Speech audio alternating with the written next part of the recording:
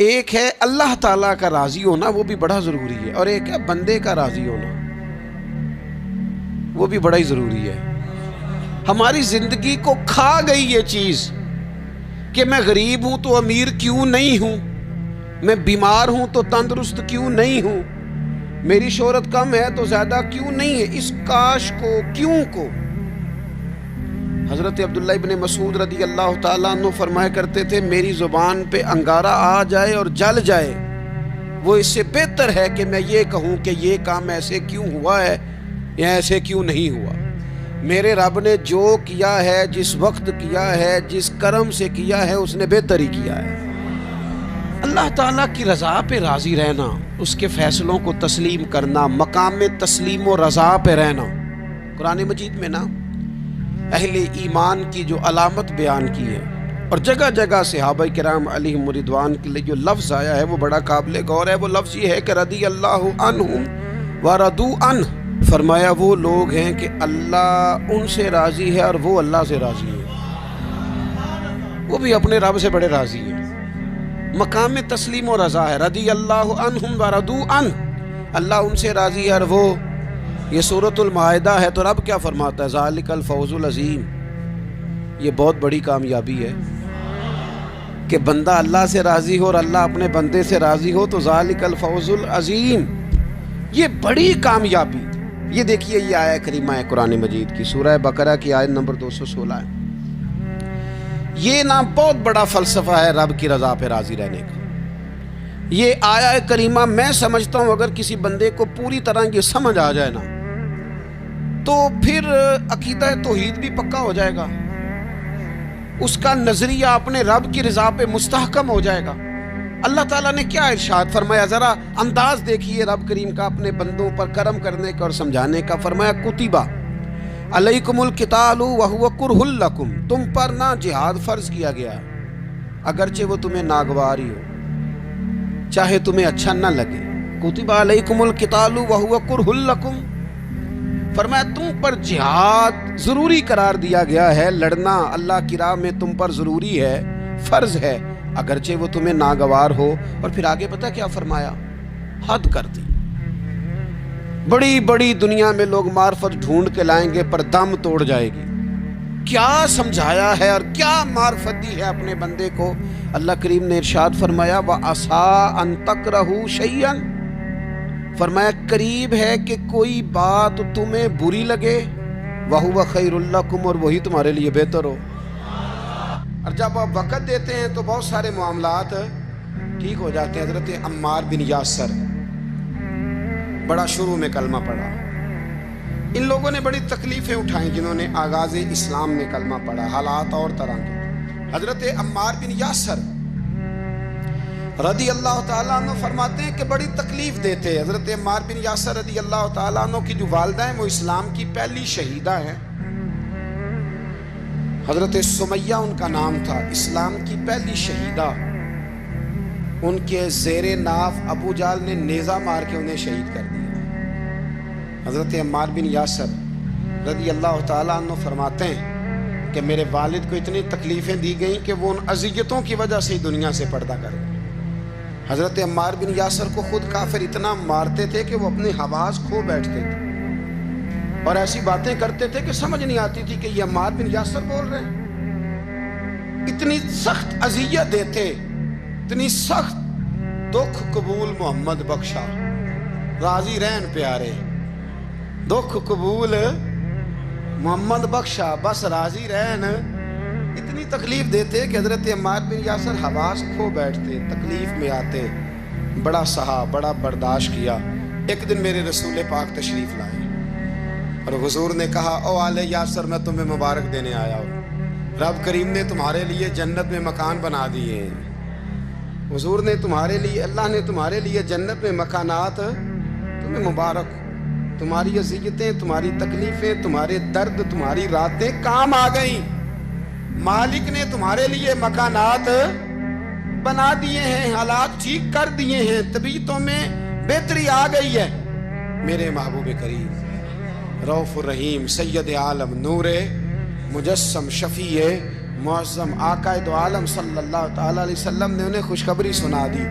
حضرت عمار کہتے ہیں پھر حالات بدلے، پھر میں نے جو مجھے اذیتیں دینے والے تھے میں نے انہیں گڑھوں میں گرتے دیکھا۔ آپ فرماتے ہیں ابو جہل کی لاش اٹھانے والا بھی بدر میں کوئی موجود نہ تھا، اور ابو لہب جو مجھے تکلیفیں دیتا تھا وہ مکے کے چوک میں مرا ہوا پڑا تھا، پر کوئی اس کے قریب جانے والا بھی موجود نہ تھا، کوئی نہیں تھا۔ آپ فرماتے ہیں وہ حالات بھی۔ حضرت عمار کا اپنا کیا حال ہوا؟ حضرت خالد بن ولید رضی اللہ تعالیٰ عنہ بڑے بہادر ہیں۔ حضور نے فرمایا یہ اللہ کی تلوار ہے، یہ اللہ کی، بڑے بہادر تھے، بڑے شیر دل تھے۔ فرماتے ہیں کبھی معذرت نہیں کرنی پڑی، کبھی جھکنا نہیں پڑا، کبھی کسی کی منت نہیں کی۔ اللہ نے طاقت اتنی عطا فرمائی تھی، ہمت، حوصلہ، صبر، استقامت اتنا دیا، کبھی کسی جگہ پشت نہیں لگی۔ لیکن فرماتے ہیں کسی وجہ سے نا ایک دن میرا عمار بن یاسر کے ساتھ کسی بات پہ اختلاف رائے ہو گیا۔ جناب عمار بن یاسر رضی اللہ تعالی عنہ، حضرت عمار بن یاسر کہتے ہیں کہ حضرت خالد بن ولید کے ساتھ، جناب خالد بن ولید کہتے ہیں میری ان کے ساتھ نا کسی بات میں اختلاف رائے ہو گیا، تو میں اب دلیر آدمی تھا، شیر آدمی تھا، کبھی جھکا نہیں تھا، کبھی کوئی معاملہ نہیں ہوا تھا، کبھی کوئی ایسی بات نہیں ہوئی تھی۔ آپ فرماتے ہیں جب رائے کا اختلاف ہو گیا نا، بات ذرا آگے بڑھ گئی تو نبی کریم صلی اللہ علیہ وسلم تک بات پہنچی، تو میرا یہ خیال تھا کہ حضور میری بھی سنیں گے، عمار بن یاسر کی بھی سنیں گے، پھر حضور کوئی فیصلہ کریں گے، پر قربان جاؤں وقت بدل گیا ہے نا، اب بہت بڑے چودھری ہیں، بڑے سردار ہیں، بڑے سپہ سالار ہیں حضرت خالد بن ولید، پر وقت بدل گیا۔ تو حضرت خالد بن ولید کہتے ہیں جب میں نے نبی کریم کی بارگاہ میں بات عرض کی، حضور تک بات پہنچی، تو میرے مصطفیٰ نے موٹی سی بات ارشاد فرمائی۔ رسول کریم فرمانے لگے بھئی بات مختصر سی ہے، جس نے عمار کو راضی کر لیا اس نے مجھے راضی کر لیا، اور جس نے اسے ناراض کیا اس نے مجھے ناراض کیا۔ فرماتے ہیں بس میری قیمت پڑ گئی، میرا قد اونچا ہو گیا۔ حضرت خالد بن ولید کہتے ہیں میں نے بھی کہا اب بات کیا کرنی ہے، اب تو گزارش ہی کرنی ہے، اب مدعا کیا سنانا ہے، اب تو بات کرنی ہے۔ فرماتے میں آگے بڑھا، اور جیسے بھی ہوا میں نے حضرت عمار بن یاسر کو راضی کیا۔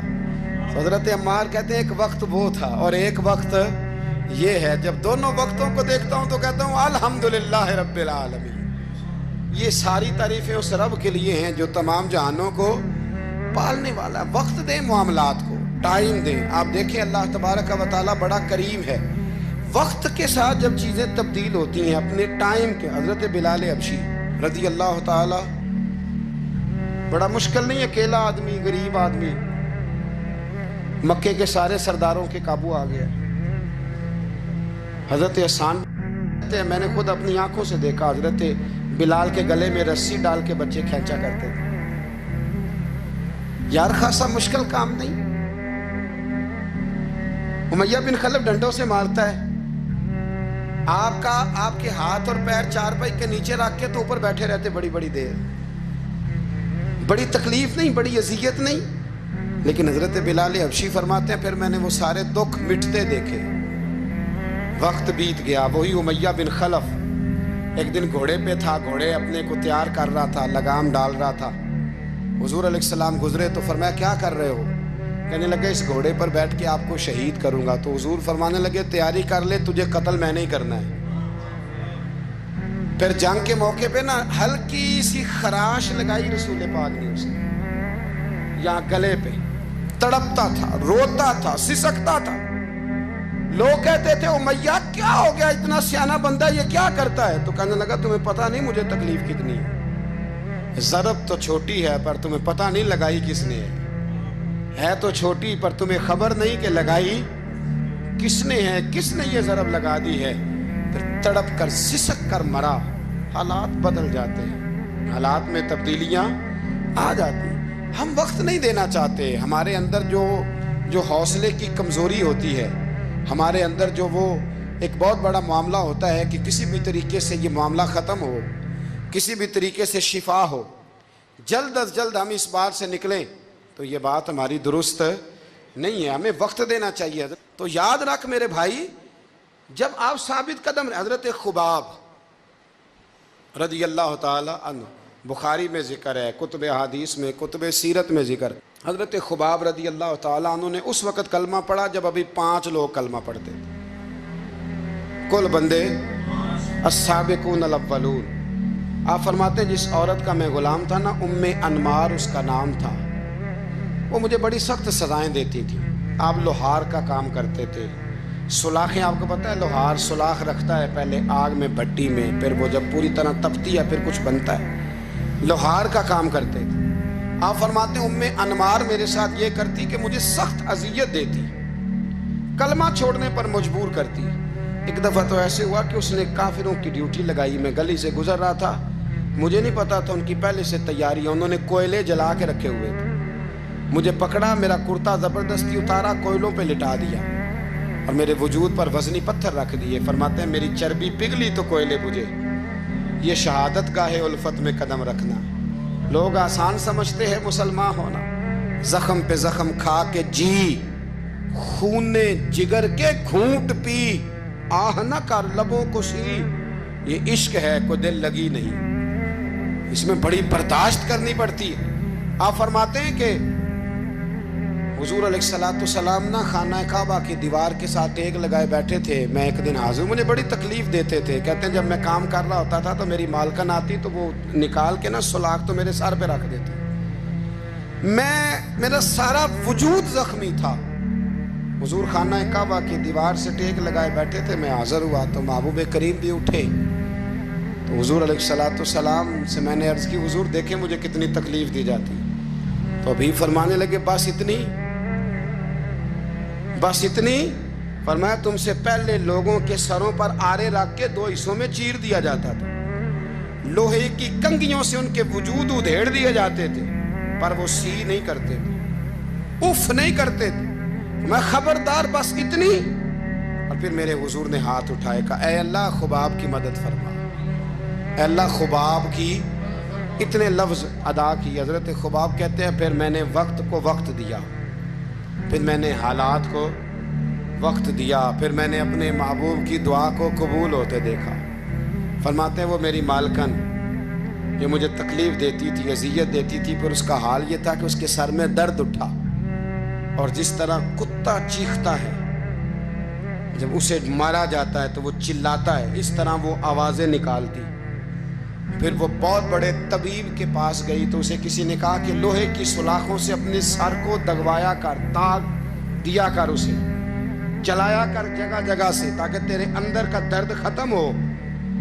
تو آپ فرماتے ہیں پھر لوگوں میں نے صبر اور استقامت کا رزلٹ دیکھا کہ وہ جو مجھے بطور سزا میرے سر پہ سلاخیں رکھتی تھی، پھر وہ بطور دوائی منگانے لگی، میں سلاخ گرم کر کے لاتا اس کے سر پہ رکھتا، فرماتے ہیں پھر اسے سکون ہوتا، پھر وہ تڑپتی، اور چونکہ مجھے تو وقت یاد تھا نا، کہتے ہیں لیکن میں مصطفیٰ کریم کا کلمہ پڑھتا تھا، میں نے کبھی دوبارہ پلٹ کر اسے یہ بات یاد نہ کرائی۔ آپ وقت دیں، ماحول کو ٹائم دیں، آپ دیکھیں، ہاں یہ ضرور دیکھ لیں کہ آپ کے ضمیر کے اندر کوئی ایسی بات تو نہیں، کوئی ایسا معاملہ تو نہیں کہ جہاں آپ غلط ہیں، اور اگر ایسا نہیں پھر آپ وقت دیں آنے والے اسباب کو۔ ہم نہ بڑی جلدی ہے، ہمیں دعا کرائی ہے تو آج شام تک مسئلہ ٹھیک ہونا چاہیے، دعائی کھائی ہے تو طبیعت شام تک ٹھیک ہونی چاہیے۔